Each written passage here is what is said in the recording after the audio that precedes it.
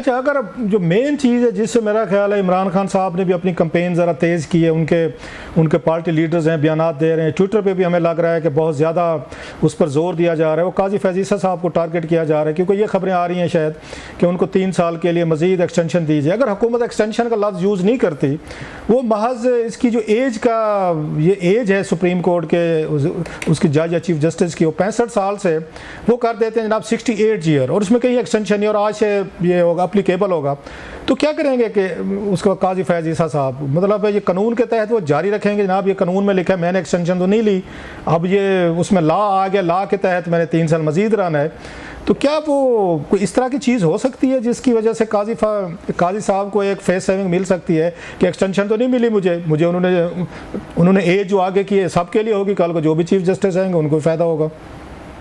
देखिए, फैज़ ईसा साहब ने आज तक कहीं भी कैटेगोरिकली ये नहीं कहा कि वो इतनी बातें करते हैं, वो आराम से क्लियर भी कर सकते हैं। ठीक है, वो दलील बिल्कुल जजेस की अपनी जगह ठीक है कि जी जजेस हर बात का जवाब नहीं देते, लेकिन मेरा ख्याल है जिस बात से बहुत ज्यादा कंट्रोवर्सी जन्म ले रही हो उसमें जजेस बात कर भी दें तो बेहतर ही होता है। तारक साहब ने कहा कि जी मैंने बात पूछी थी चीफ जस्टिस साहब से, उन्होंने कहा कि मैं 3 साल वाली एक्सटेंशन या वो टेनर में नहीं इंटरेस्टेड, मैं नहीं लूंगा। ये चीज जस्टिस साहब खुद भी कह सकते हैं, चीफ जस्टिस साहब चाहें तो वो खुद गवर्नमेंट को कह सकते हैं कि यार आपने मेरी बारी भी नोटिफिकेशन निकाला था 2-3 माह पहले, आप इस बारी आप इनका भी निकाल दें ताकि ये बहस खत्म हो जाए।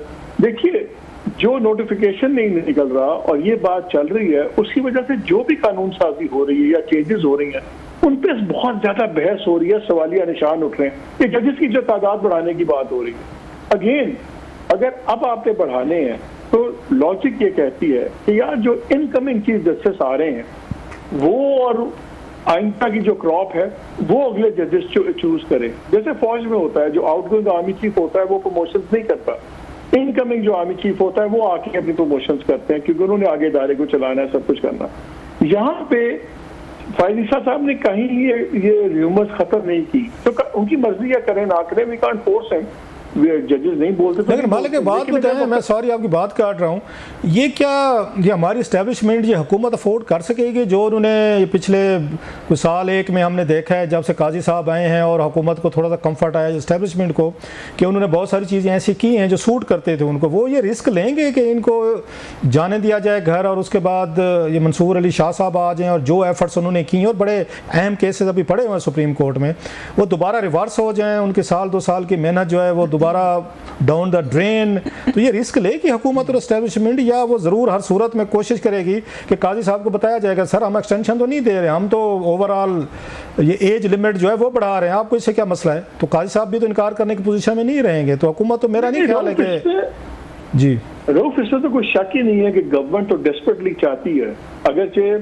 इनकमिंग चीफ जस्टिस जो मंसूर शाह साहब हैं वो कोई कॉन्फ्रंटेशन नहीं है, वो टकराव वाले आदमी नहीं है, लेकिन एक व्यू पॉइंट के आदमी है और definitely they will do everything possible, जो इनके पास पॉसिबल है ये तो कोशिश करेंगे कि फैज़ ईसा रहें। और देखिए इनकी पॉलिटिक्स में इस वक्त जो रियासत की और गवर्नमेंट की पॉलिटिक्स है इसमें अगले 2-2.5 साल बहुत इंपॉर्टेंट है। इनका ख्याल ये है कि अगर 2-2.5 साल मिल जाते हैं सिटिंग गवर्नमेंट को, इकोनॉमी की कुछ चीज़ें बेहतर हो जाएंगी, ठीक हो जाएंगी, अगर एक पॉजिटिव सेंस आनी शुरू हो जाएगी तो वही एक तोड़ है इमरान खान की पॉलिटिक्स का भी, जो होपलेसनेस है, लोग महंगाई से तंग है, सब कुछ है।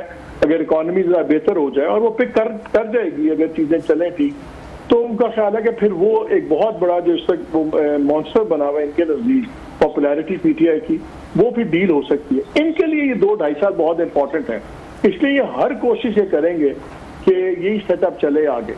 और अच्छा, आपको क्या लगता है सर कि काजी साहब हमेशा कहते हैं जी मैं मैन ऑफ प्रिंसिपल हूँ, असूल की, कानून की मैं बात करता हूँ, तो उनकी बातों से यही लगता है हमेशा ये बात कहते होते हैं, क्या वो इतना बड़ा अखलाकी फ़ैसला ले सकेंगे? कानूनी फ़ैसले की नहीं बात कर, अखलाकी की, मॉरल बेसिस पे कि अगर ये हुकूमत ये 3 साल ये आगे बढ़ा देती है एज लिमिट जो है, तो वो इसको क्विट करेंगे कि नहीं कि ये इसको अगले आप चीफ जस्टिस अप्लीकेबल करें, मुझसे मत करें? आपको लगता है या काजी साहब कहेंगे नहीं जनाब के no it's law of the land so I have to follow it? मेरे ख्याल है इट इज अनफेयर कि हम ये एक्सपेक्ट करें अगर एक चीफ जस्टिस हैं और उनको 3 साल मिलते हैं, एज लिमिट एक्सटेंड हो जाती है, तो मेरा ख्याल है शायद हम भी ज्यादा ही एक्सपेक्ट कर रहे हैं कि वो क्यों छोड़ें, फ्रैंकली क्यों छोड़ें, टू बी वेरी ऑनेस्ट। बात तो यह है कि क्या फैसले वो ठीक कर रहे हैं, क्या कॉन्डक्ट ठीक है।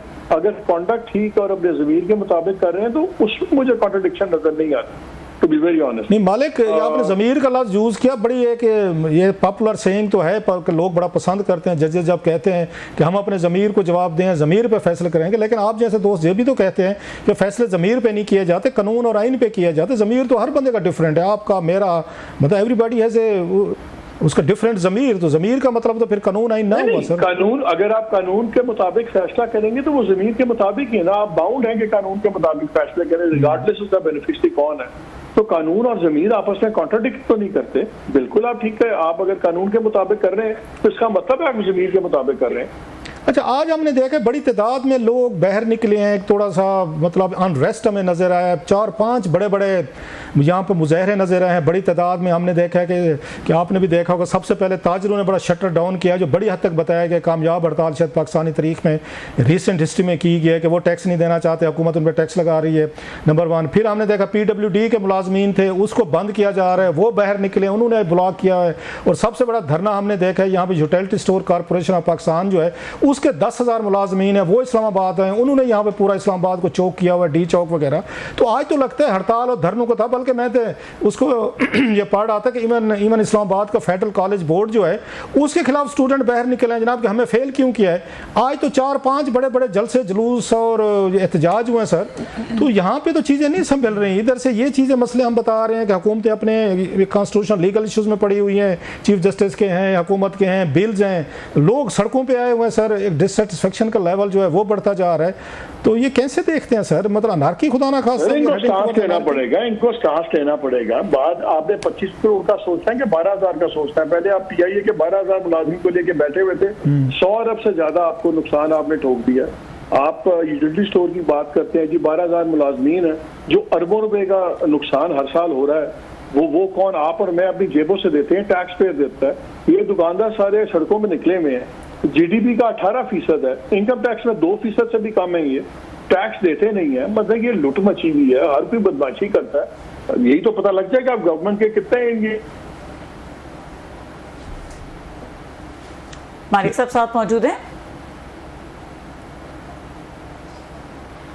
जी। यार मालिक साहब को दोबारा करें, अभी उनसे हमने ये कमेटी मीटिंग का पूछना है जो आज इनका वहाँ पे एक मैच पड़ा है, वहाँ पे इंफॉर्मेशन कमेटी की बात करेंगे जी। PTI के जलसे इनका क्या? हाँ, PTI के जलसे हैं अभी, वो भी रहते हैं। मालिक साहब को जरा दोबारा ढूंढे सर, उसके पे सारा। अच्छा क्लासिफ, जो मालिक साहब बात कर रहे थे कि जो ये मुल्क में सिचुएशन बनी हुई तो हुकूमत को एक स्टैंड लेना पड़ेगा, तो यू एग्री विद दिस कि हुकूमत स्टैंड लेने की पोजीशन में है? मेरा ख्याल है हुकूमत को जो सबसे बड़ा डिसएडवांटेज है, मालिक साहब ने बातें ठीक कह रहे हैं, हमारा ताजर जो है, अनपॉपुलर सी बात है, वो टैक्स देने को तैयार नहीं है इस वक्त। वो कहते हैं हम पहले थोड़े टैक्स दे, बिजली का मतलब 80 रुपये साथ मौजूद हैं जी। मालिक साहब सारी लाइन काट गए थे सर। देखिए बात ये है कि ये जो बातें होती हैं जी, हम ये दे रहे हैं वो दे रहे हैं, आप नहीं दे रहे।